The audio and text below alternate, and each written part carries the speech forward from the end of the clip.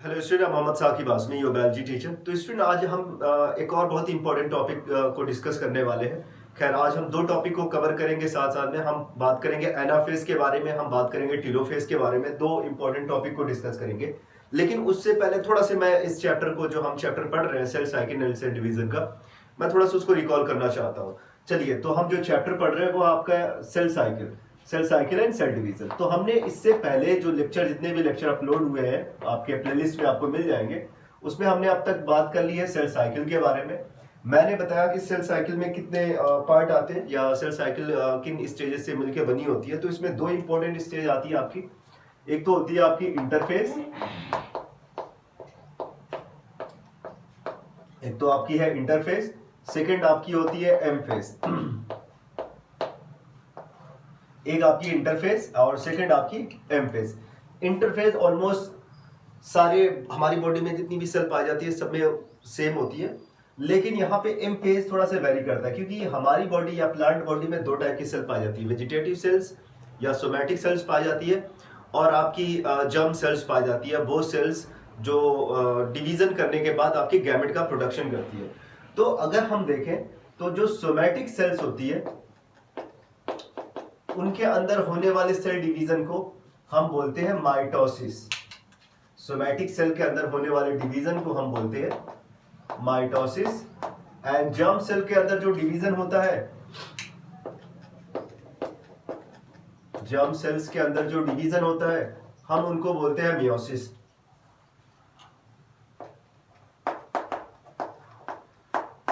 Meiosis. तो फिलहाल हम जो बात कर रहे हैं, हम माइटोसिस के बारे में बात कर रहे हैं। हम सोमैटिक सेल के में जो डिवीजन होता है किस तरीके से होता है, हम उसके बारे में बात कर रहे हैं। और उसके एम फेज के बारे में, इंटरफेज के बारे में हमने ऑलरेडी डिस्कस कर लिया है। हम बात कर रहे हैं एम फेज, माइटोसिस जो आपका एम फेज है, हम उसको समझने की कोशिश कर रहे हैं। तो मैंने बताया कि सेल कैसे डिवाइड करती है। तो पहले इसमें भी दो स्टेजेस आती है। पहले आपका न्यूक्लियस डिवाइड होगा, जिसको हम कैरियोकाइनेसिस बोलते हैं। सेकंड आपका सेल डिवाइड करेगी, जिसको हम साइटोकाइनेसिस बोलेंगे।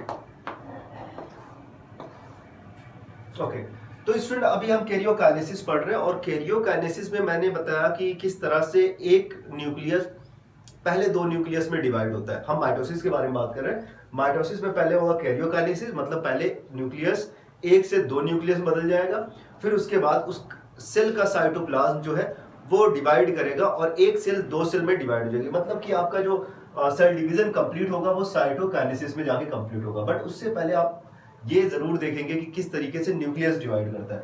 और फिलहाल हम जो बात कर रहे हैं वो न्यूक्लियस के बारे में ही बात कर रहे हैं कि न्यूक्लियस का डिवीजन कैसे होता है, और उसमें हम अलग अलग स्टेजेस के बारे में पढ़ रहे हैं। जो सबसे पहली स्टेज हमने पढ़ी हुई थी वो प्रोफेज थी। सेकंड जो हमने पढ़ी हुई है वो मेटाफेज, जो पिछला लेक्चर मैंने बताया था वो मेटाफेज के बारे में था। और इसमें मैंने बताया था एक दो बड़े ही इंपॉर्टेंट और की फीचर्स बताए थे मैंने। जो एक तो मेटाफेज प्लेटफॉर्म का फॉर्मेशन वहां पे होता है, और दूसरा स्पिंडल फाइबर जो जाके सेंट्रोमियर पे जो आपका काइनेटोकोर पाया जाता है, वहां से जाके अटैच हो जाते हैं। अब ये स्पिंडल फाइबर अराइज कहां से करते हैं? ये स्पिंडल फाइबर सेंट्रोजोम से अराइज करते हैं। और हम एक सेल के अंदर दो सेंट्रियोल पाए जा रहे हैं जो डिवीजन कर रहे हैं। अब उसके बाद नेक्स्ट वाला स्टेप में क्या होता है, जिसको हम एनाफेज कह रहे हैं। हम नेक्स्ट वाले स्टेज के बारे में बात कर रहे हैं। ओके, एनाफेज में क्या होता है?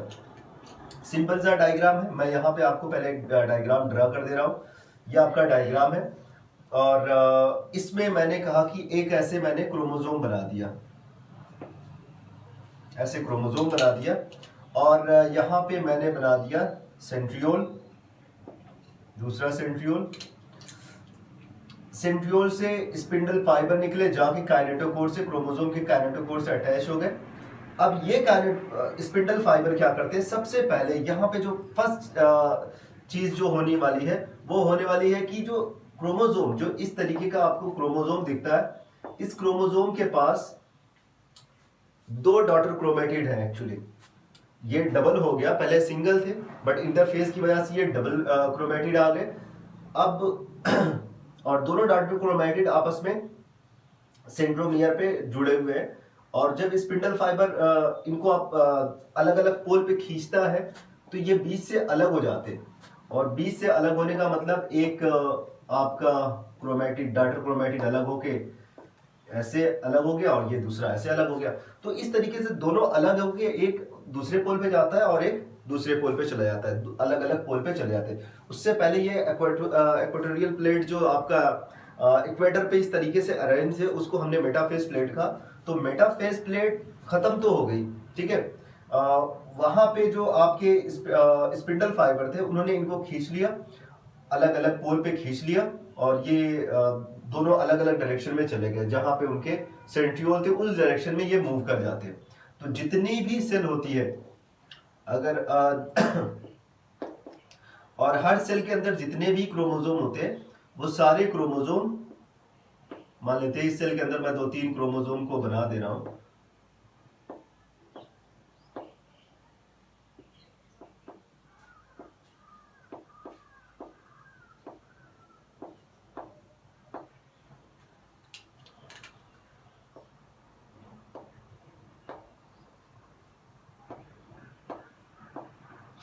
इन दोनों को अलग अलग खींच लिया गया।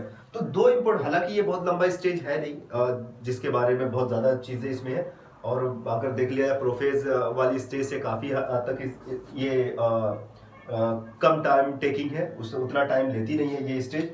और इसमें क्या होता है, सबसे पहली चीज आपकी जो क्रोमोसोम है उसके दो डॉटर क्रोमैटिड स्प्लिट होते हैं, splitting of chromatid from at the centromere पे अलग होते हैं। और सारे के सारे जितने भी है 46 है वो ऊपर की तरफ चले जाएंगे, 46 नीचे की तरफ आएंगे अलग अलग पोल पे। तो सेकंड है and movement of these single chromatid chromosomes, ऐसे क्रोमोसोम जिनके पास सिंगल क्रोमैटिड्स है, टुवर्ड द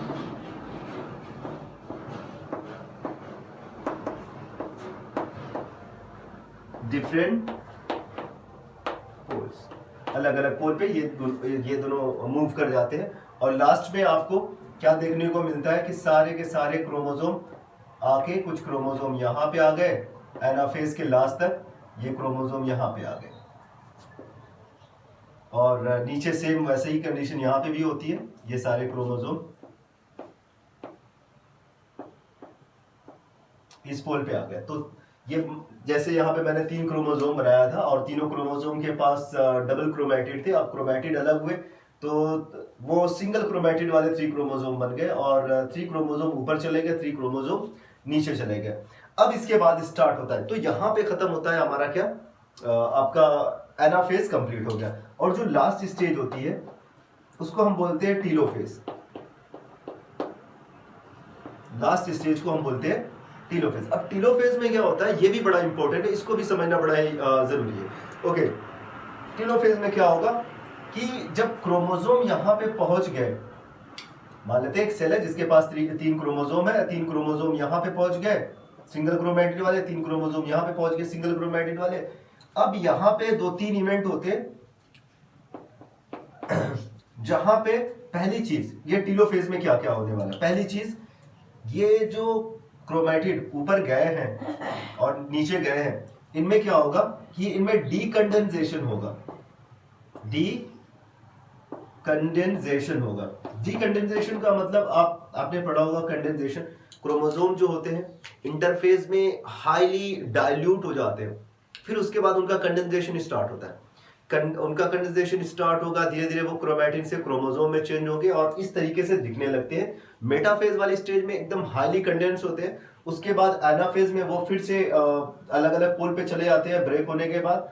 फिर उसके बाद टीलोफेज में लास्ट वाली स्टेज में फिर से ये डीकंडेंस होंगे, यानी डाइल्यूट होना स्टार्ट हो जाएंगे, और फिर से डाइल्यूट होंगे, फिर से आपका डाइल्यूट होने के बाद थ्रेड की तरह से चेंज हो जाएंगे, थ्रेड वाला स्ट्रक्चर फिर से बना लेंगे। ओके, पहला तो हो गया डीकंडेंसेशन। दूसरी चीज, न्यूक्लियर मेम्ब्रेन फिर से राइज हो जाएगी। न्यूक्लियर मेम्ब्रेन वापस आपकी फिर से बन जाएगी। उसके अलावा अब जब न्यूक्लियर मेम्ब्रेन ये डीकंडेंस हो गए, ऐसे धागे की तरह से फिर से बन गए, एक यहां पे, एक यहां पे। अब इससे क्या होता है कि न्यूक्लियस कितने बन गए, एक से दो न्यूक्लियस। तो इस तरीके से एक न्यूक्लियस से दो न्यूक्लियस में ये चेंज हो जाता है।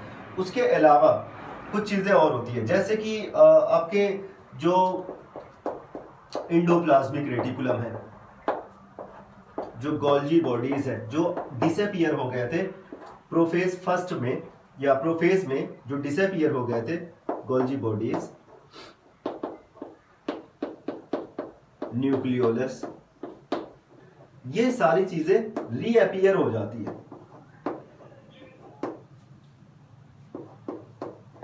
ये सारी चीजें दोबारा से रीअपीयर हो जाती है, फिर से वापस आ जाती है। तो एनाफेज में इनकी क्रोमोसोम्स की स्प्लिटिंग होती है, सिंगल क्रोमेटिड वाले क्रोमोसोम अलग अलग पोल पे चले जाते हैं। फिर उसके बाद टीलोफेज में क्या हुआ कि वो डीकंडेंस होना स्टार्ट हुए, अलग अलग पोल पे जाने के बाद क्रोमेटिड डीकंडेंस होने स्टार्ट हुए। तब तक उनके चारों तरफ क्या बन गई, एक फिर रीजनरेट हो गई आपकी मेम्ब्रेन, न्यूक्लियर मेम्ब्रेन रीजनरेट हो गई।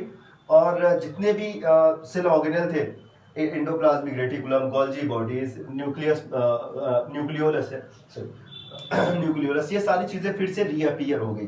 तो इस तरीके से एक न्यूक्लियस से आपका दो न्यूक्लियस यहाँ पे बन गया। और ये जो सेल है इसके पास अब दो न्यूक्लियस है। तो ये यहाँ पे आपका कैरियोकाइनेसिस आपका कंप्लीट हो जाता है। और कैरियोकाइनेसिस के बारे में पता था, मैंने पहले भी बताया कि कैरियोकाइनेसिस वो माइटोसिस की या फिर सेल डिवीजन की वो स्टेज होती है जहां पे सेल का सबसे पहले न्यूक्लियस डिवाइड होगा, उसके बाद सेल डिवाइड होगी। तो नेक्स्ट वाले लेक्चर में मैं आपको साइटोकाइनेसिस के बारे में डिवाइड बताऊंगा, जिसमें हम बात करेंगे कि किस तरीके से इसका साइटोप्लाज्म डिवाइड होगा। ऑलरेडी आपका न्यूक्लियस डिवाइड हो चुका है, सिर्फ साइटोप्लाज्म अब इसका डिवाइड होगा। तो एक सेल दो सेल में डिवाइड हो जाएगी। और यहाँ पे आपका माइटोसिस टाइप का या सोमैटिक सेल के अंदर होने वाले हम सेल डिवीजन को कंप्लीट समझ लेंगे। ओके, तो आज का लेक्चर आई होप कि पूरा समझ में आ गया होगा। कहीं से भी कोई कंफ्यूजन है आप उसके बारे में जरूर बताइएगा, और कोई क्वेश्चन है तो कमेंट बॉक्स में जरूर लिख के बताइएगा। Thank you so much.